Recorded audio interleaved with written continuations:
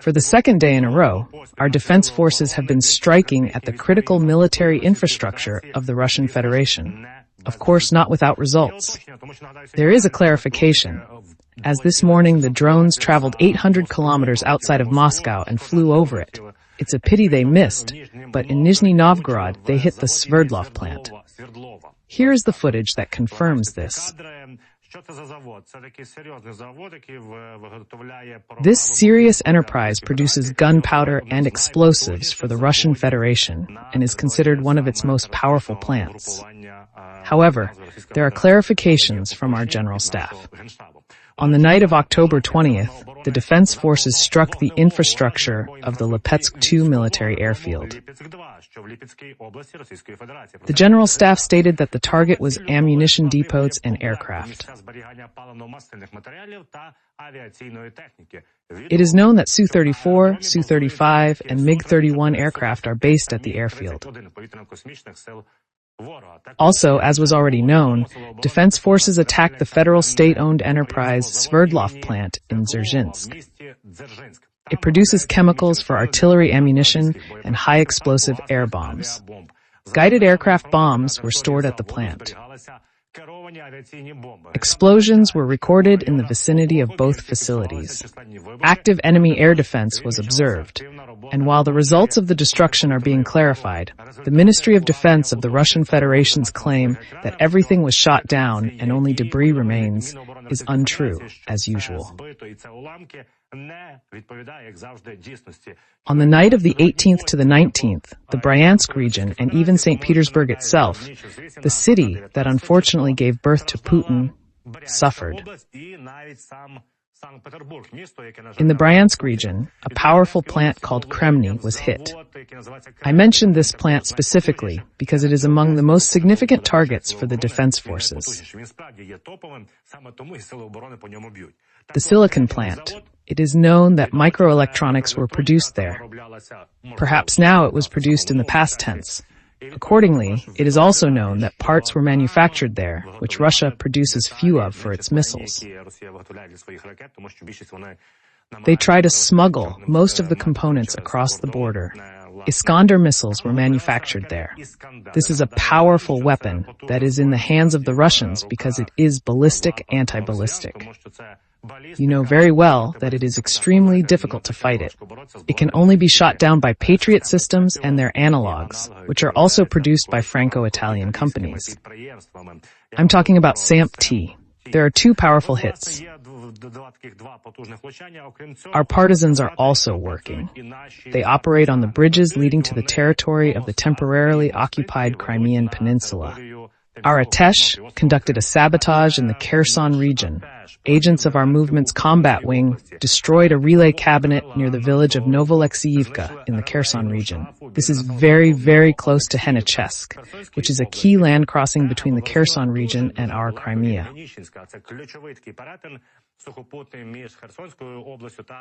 The sabotage near the administrative border with Crimea disrupted enemy logistics, slowing the supply of occupation troops in southern Ukraine, particularly affecting the key fuel supply line after the destruction of the oil port in Feodosia.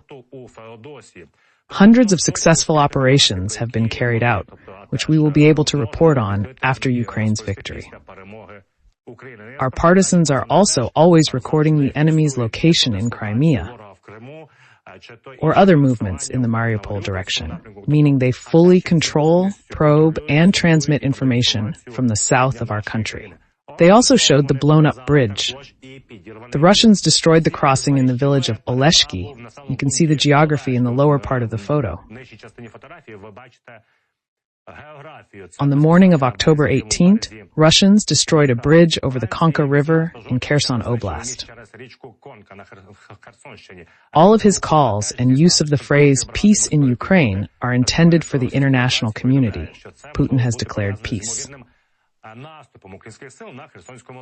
The soldiers of this brigade have received intelligence about a possible offensive by the Ukrainian forces. All units up to 15 kilometers deep were put on full combat alert. AT sources in the Kherson region report the movement of thousands of Russian troops toward the Dnipro River. The occupiers are seriously considering the possibility of an offensive by Ukrainian defense forces in this area,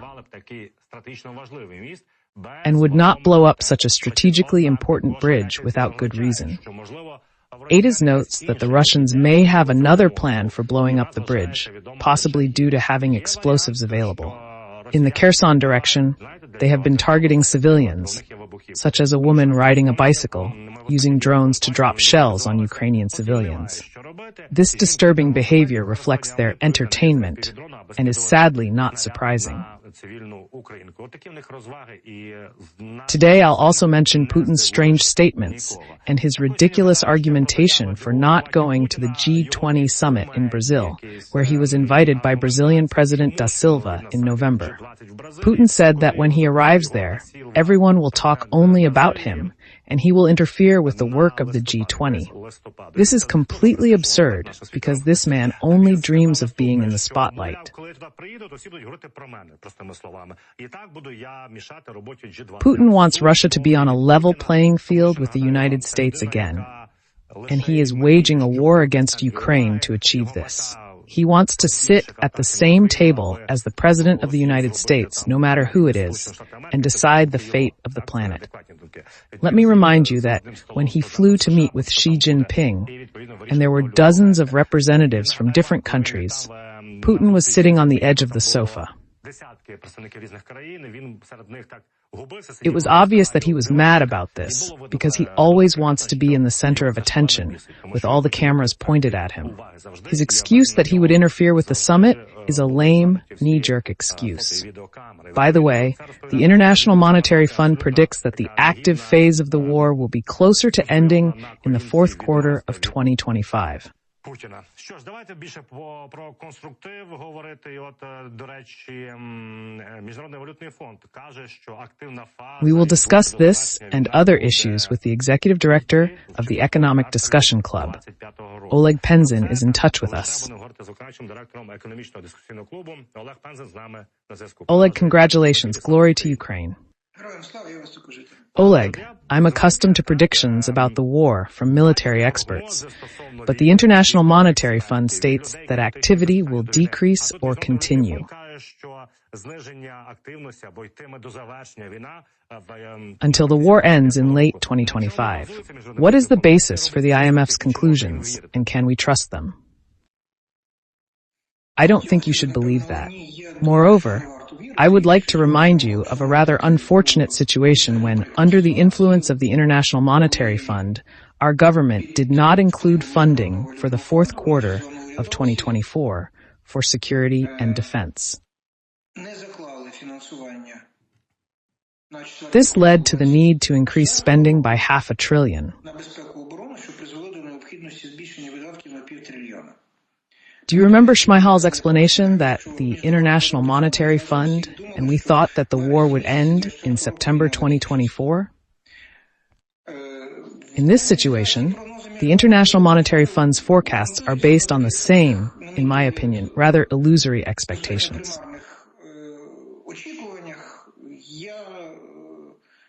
To be honest, I have very little hope that the war will end so quickly. It can end very quickly if Ukraine surrenders, which we understand, right? Ukraine will definitely not sign a surrender. So in this situation, when we talk about the prospects of the war, let's expect that in 2025, the war will continue no matter what.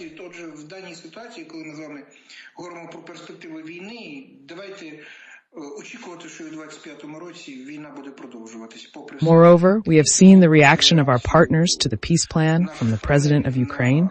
At least, the first point has not yet found any significant implementation, and we have not seen or even heard a serious discussion on the invitation to Ukraine and NATO.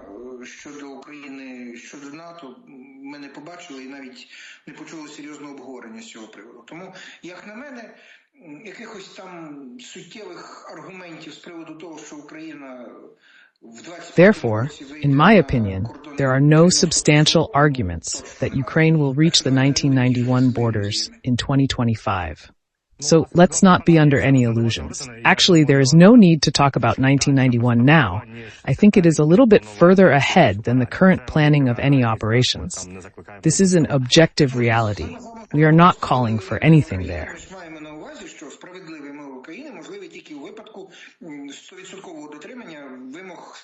When we talk about a just peace for Ukraine, we mean it.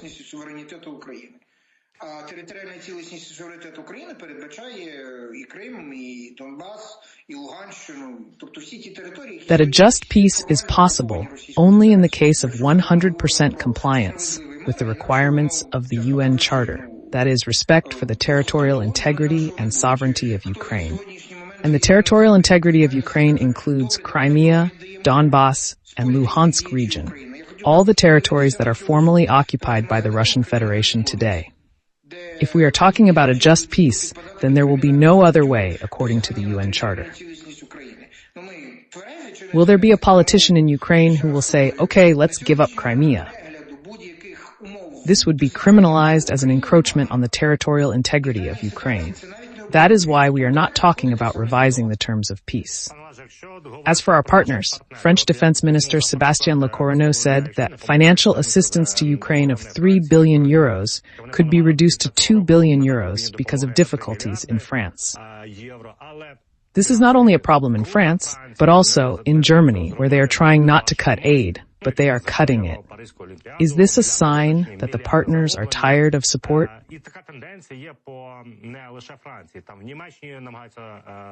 Не скорочувати, але скорочують допомогу. З чим це причинено? Чи це так наш партнери схиляють до чогось? Чи вони реально не мають коштів? Чи це вони втомилися від підтримки? No, let's be clear that the level of priorities of our European partners in relation to Ukraine is far from being the first. They have their own internal problems. The migration crisis, problems related to protesters in various sectors of their economies. There are also questions about trade relations with China and a host of other issues that are currently of real concern to our partners.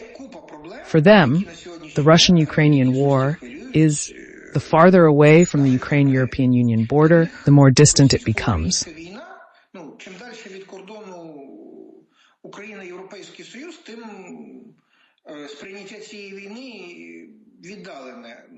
Let's be frank. The United States has the most distant perception of the situation. For an American citizen, events like football and baseball games appear similar to images from the Ukrainian-Russian war and the Middle East.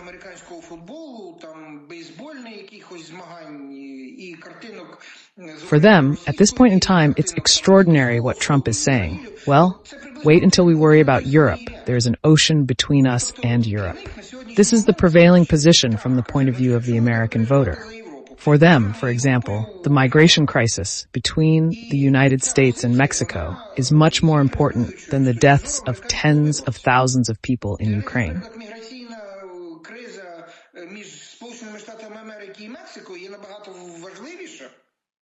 When we talk about funding, it is formed based on these priorities. When we take on Europe, we are extremely grateful to our partners for the fact that they are still helping us, that they are still giving us money. If we really look at it, we are fighting on credit. For some, this may sound strange, but it is true. And we will continue to fight on credit.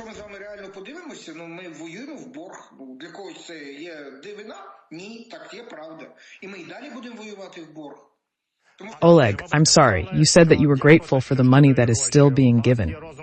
Do you have an understanding that in the foreseeable future, the funding may stop or decrease? Look, every time we discuss financing with our partners, just to give you an idea, we received $42 billion in macroeconomic financing from them in 2023 and $37 billion in 2024.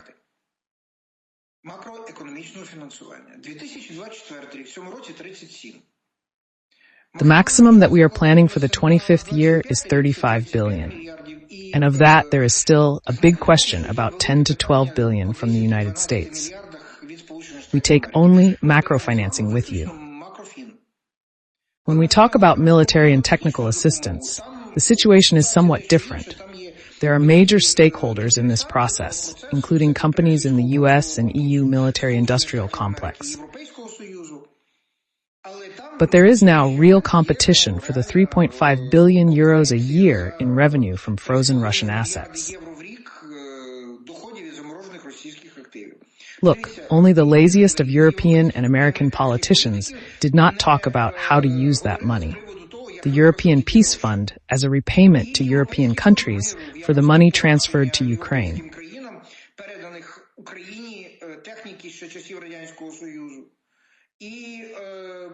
Of equipment from the Soviet Union and the allocation of a loan to Ukraine, 35 from Europe and 20 from the United States for military and technical needs. The funds will be used by the military-industrial complexes of European countries and the United States of America, with subsequent repayment from the proceeds of the frozen Russian assets. That is, wherever you look, everyone wants to get involved in using these funds in the interests of their producers, in the interests of their taxpayers, and in creating jobs in their territories.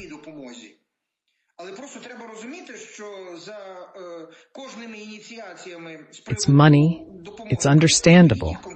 In this situation, Ukraine will be grateful for any help, but you just have to understand that behind every initiative to help Ukraine is their specific interest.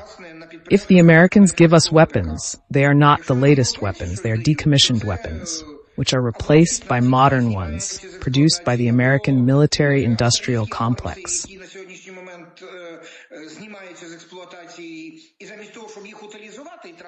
If the Europeans give us anything, it is either the F-16, which is being decommissioned, or the Australian Abrams, which are also being decommissioned. And instead of disposing of them and spending money, they can be given to Ukraine. Thank you for giving them back. It's at least something. So, the things I'm talking about now just need to be approached with a very conscious mind. They help us, not because they love Ukraine so much, but because it is in their national interests. You need to be conscious of possible changes in political direction, particularly in party governments. Look at Slovakia. Before Fico came to power, the country was a big supporter of Ukraine and provided a lot of assistance. And what is happening now? A huge Orban sympathizer, here you go, on the western borders of Ukraine, a small, I would say Russian attractive center.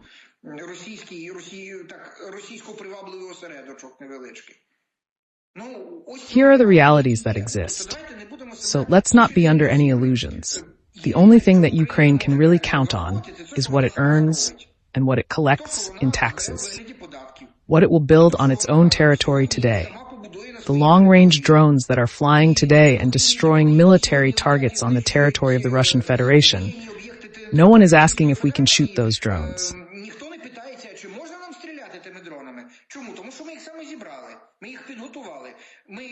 Why? Because we assembled them ourselves. We prepared them. We have nothing to do with the military-industrial complex of European countries, and we will not ask about the use of long-range systems. These are our drones. That is, we must clearly understand that no one will defend Ukraine but Ukraine itself.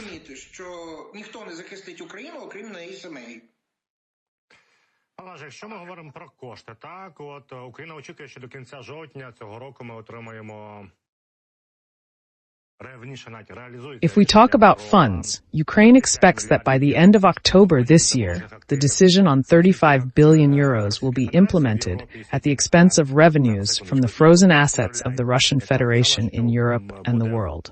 Ursula von der Leyen said that 50 billion in aid would be allocated for 2024-2027. What are these funds? Where should they be directed? And what will they be used for? Why are you shaking your head? I have actually answered you. Look, these funds are what will go to the military-industrial complexes of the countries that will provide these loans. Of course, these funds will be used to produce the latest weapons that will replace those that European countries will be transferring to Ukraine. зразки бувшої радянської озброєнь, чи зразки тих зброєнь, які будуть виводитися з експлуатації в цих країнах. Or samples of former Soviet weapons, or samples of equipment that will be decommissioned in these countries. The 61 billion that the Americans gave us, or rather didn't give us in the year 61. Out of those 61 billion, 7.5 billion is macro financing to the Ukrainian budget for social needs. 2.5 billion for demining, which theoretically should have been carried out by American companies, and 51 billion. It goes to the U.S. military-industrial complex, which produces weapons for the Pentagon, replacing what the Pentagon decommissioned, and instead of disposing of them at the expense of the U.S. budget, it transfers them to Ukraine. Ukraine is happy because these are absolutely combat-ready weapons and ammunition, and they work perfectly well. But let's not be under any illusions. The Americans produce the latest weapons, and we are given what is decommissioned. When we talk about the Netherlands, when we talk about the F-16, you have to understand that those F-16s are being withdrawn, replaced by F-35s, and those F-16s are being given to us. That is, no one is giving us anything for free. When we talk about the Australian Abrams, those A1 Abrams are being replaced by A2 Abrams, and what they are taking off has never been used in a combat zone.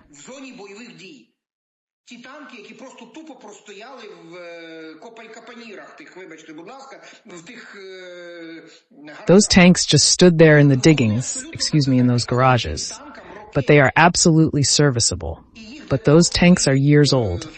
And in order to be launched into Ukraine, they need to be brought back to normal, because not everything works there.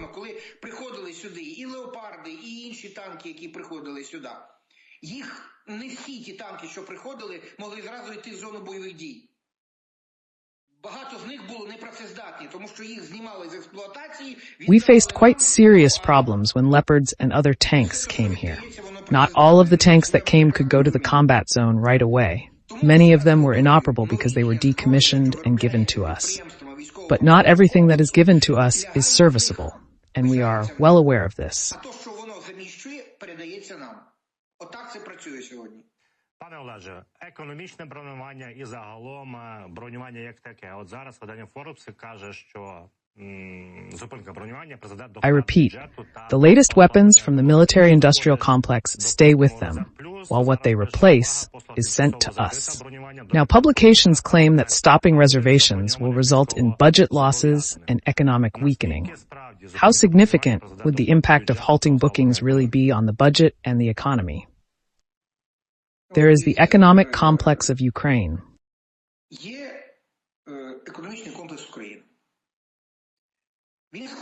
Which consists of enterprises that employ people. Money doesn't make itself, money creates jobs, and employees generate income at these enterprises. Those employees are currently liable for military service in Ukraine. We take the male gender as well as the period during which an able-bodied person has a formal guarantee, I repeat, that he will not be mobilized for the period of his reservation.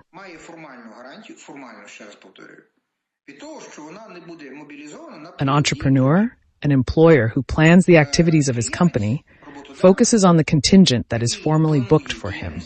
That is, we both understand that if a person is mobilized tomorrow, his or her job will be left vacant. You can't just put someone else in their place. They need to be trained, and you need to find someone like that on the labor market. You have to go through many iterations to make this workplace work. Therefore, from that point of view, stopping bookings or suspending the ability to protect people from mobilization can lead to businesses shutting down. This is true. When we talk about mobilization, we have to understand that on the one hand there is the position of our soldiers who say, wait, let us also want to rest.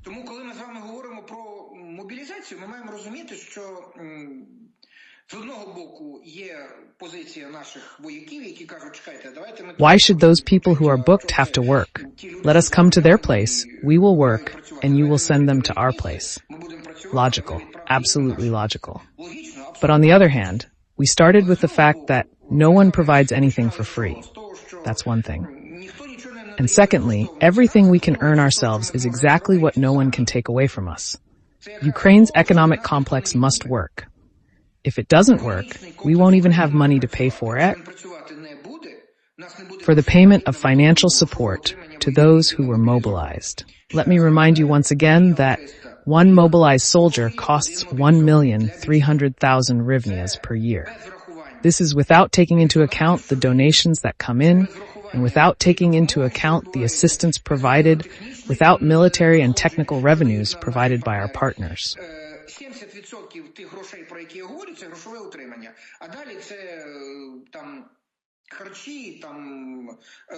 70% of the money I'm talking about is salaries.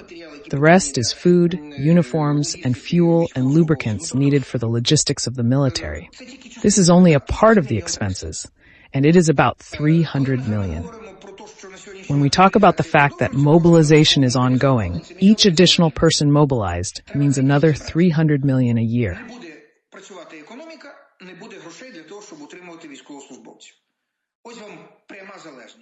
We need to understand where to get it from.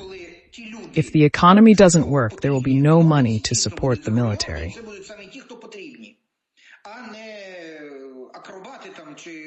Here's a direct correlation.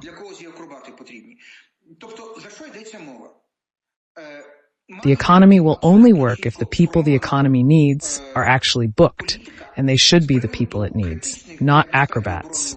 Although it is quite possible that acrobats may be needed for some people.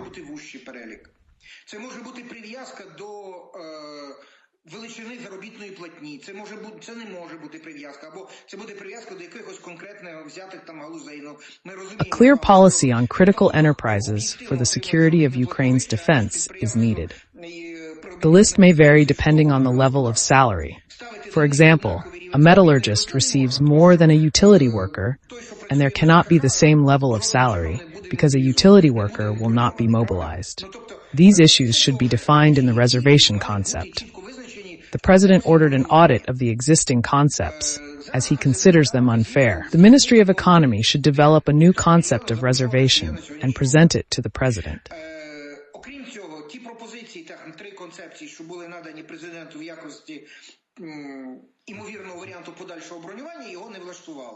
Він каже, що це несправедливо, треба працювати і треба запропонувати щось інше. Міністерство економіки має визначитися щодо концепції бронювання і надати це президенту ще один раз. Oleg, don't you think that the concept of economy booking does not include the word fairness? 100%. And you just have to understand that politicians are politicians. When the president says it's unfair, it means it's the president's position. I am absolutely sure that there will be no reservations until November 20th. He gave an order to conduct an audit by November 20th, and they will conduct an audit until November 20. On November 5th, it will become very clear what will happen next.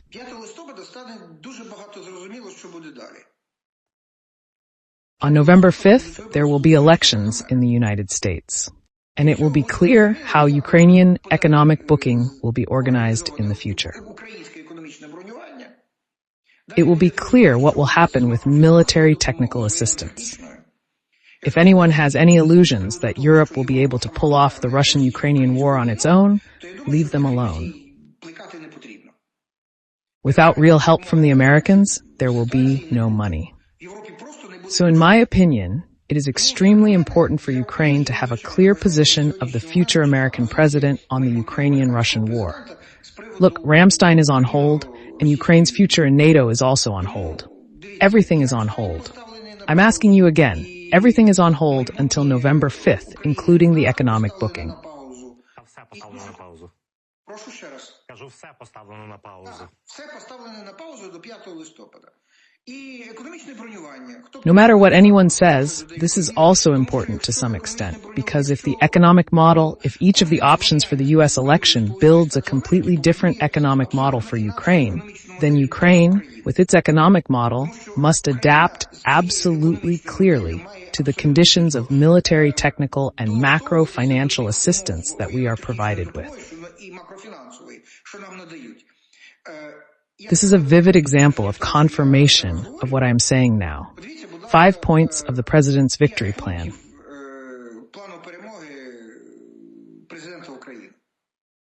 These are not items on the domestic Ukrainian agenda.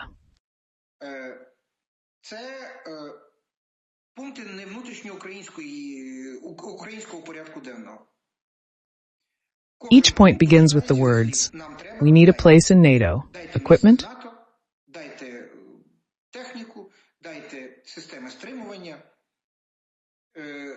deterrence system, bring investments here so that we can develop our mineral resources together with them and find money in the European budget for Ukrainian soldiers to replace American soldiers at military bases after the war is over. But all of these things are linked to the need for understanding on the part of our partners, i.e., money is not here, money is there.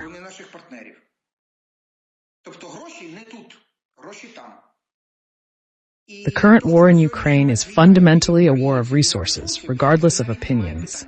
Everything is on hold until November 5th as we await the results of Ms. Harris's performance, which will influence economic decisions.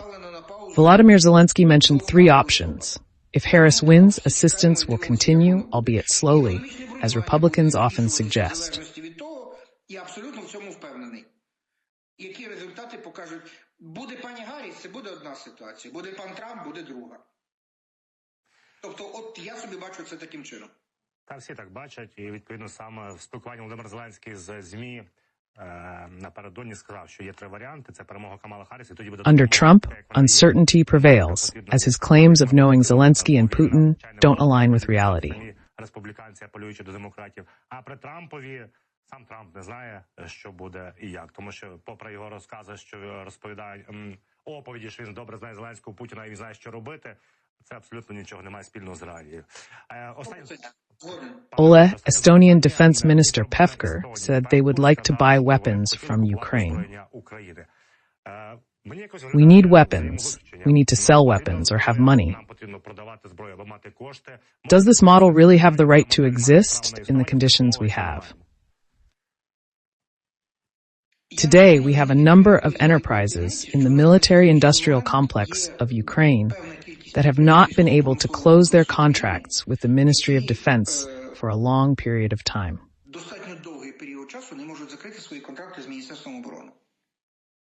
That is, they have produced the products.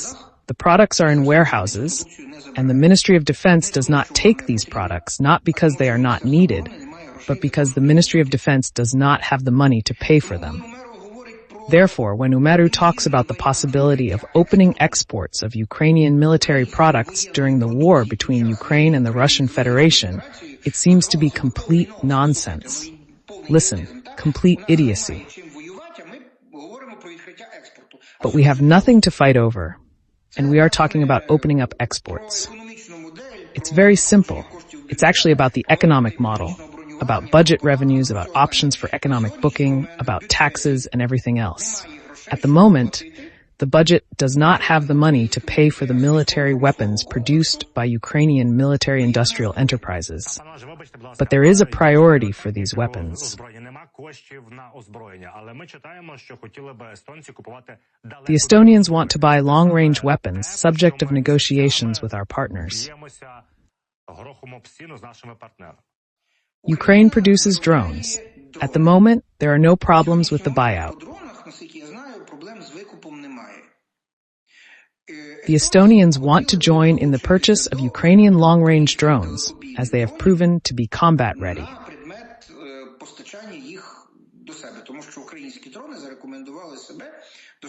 Ukraine has a large production of heavy machinery, including armored vehicles, which can be exported. Ukrainian offers are much cheaper than similar ones from European and American partners. які на сьогоднішній момент теж можуть бути об'єктом експорту, до якого також висловлюють. Тут же ще який момент, який треба розуміти. То, що пропонує Україна, в тому числі і на зовнішній ринок, воно є дешевшим набагато, до речі, ніж то, що на сьогоднішній момент пропонують наші європейські... Their weapons are currently similar, while the Ukrainian ones are much more expensive. Українські коштують набагато дорожче. This is true. And when small countries with small budgets start counting money and thinking about how to upgrade their defense capabilities, they undoubtedly turn first to those proposals that, first, have proven to be quite effective in the combat zone, and second, are formally cheaper. Пропозиції, які, по-перше, зарекомендували себе в зоні бойових дій достатньо ефективними, а з-друге... Because once again, today's war is a war of money, a war of resources.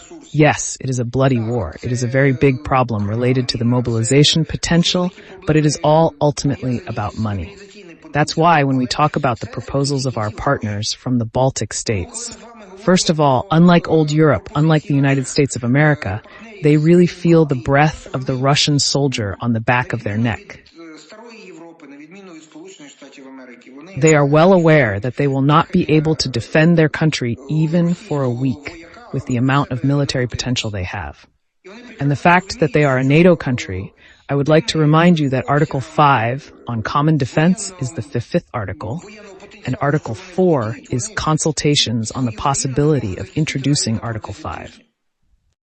І то, що вони, вибачте, будь ласка, є країною НАТО, я хочу нагадати, що 5 стаття So the fifth article is introduced exclusively by absolute consensus. By the way, I would like to remind you that Hungary, Turkey, and Slovakia are members of NATO. Do not remind me. When you and I imagine a consultation procedure in a country that is much smaller than Ukraine, they understand perfectly well. І коли ми з вами уявляємо собі процедуру консультацій, that the situation that could happen could lead to a situation where there is nowhere to deploy NATO troops.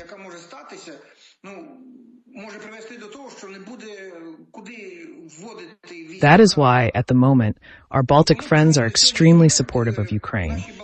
They really understand what is coming next. By the way, the situation with the Poles is similar. They also feel it very well. It's just that the Slovaks and Hungarians are standing behind us. They think that it will be very easy for them. But in any case, you have to understand that things are not so simple, even in NATO. And when we say we want to join NATO, we are a big country, and there is at least physical time to force them to at least get together and discuss. Small countries don't have that kind of time. And that's why this issue is extremely important for them at the moment. That's why they are looking for the latest weapons at a lower cost. Why they are thinking about how to start destroying logistics routes at any time to somehow deter the movement of the occupier. No one doubts that this is the aggressor's plan. Ole, Romania, Hungary, and Poland know perfectly well what it is when some drones and missile fragments arrive and they see nothing. Hungary doesn't realize that if the Russian Federation gets closer, these Shaktis and other flying systems will be flying so chaotically that it will be too late to say that they are yours, but they were not yours then. Everything is clear. Oleg, thank you very much for this conversation. Thank you very much for taking the time to talk about the realities that surround us, the reality that we have. And once again, I would like to emphasize, I used to say the collective West and our allies. I've abandoned the phrase collective West altogether because it is far from collective. And allies is also a rude word. Let's not use the word allies anymore.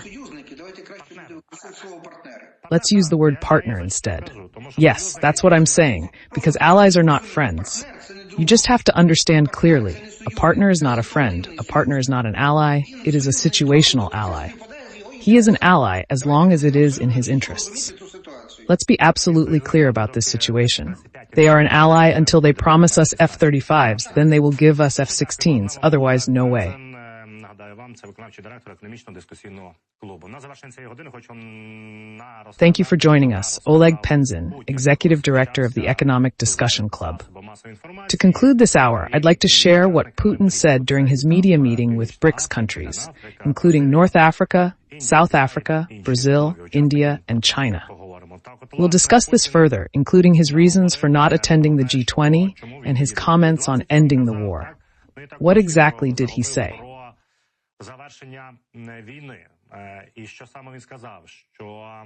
Putin stated, Russia is ready to end the war, but did not specify terms. He expressed opposition to short-term truces, arguing for a conditionally lasting peace based on the Istanbul agreements. Recall that delegations from Ukraine and Russia met in Istanbul in March 2022.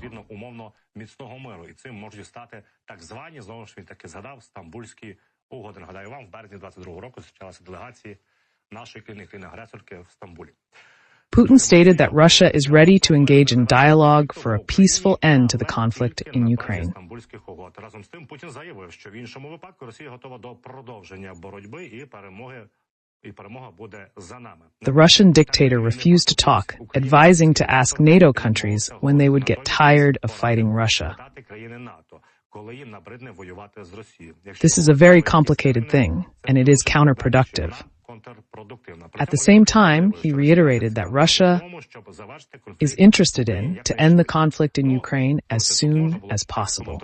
Well, listen, there is a lot to comment on here, but every phrase and every sentence is completely absurd, starting with the idea of asking NATO when they will stop fighting against Russia.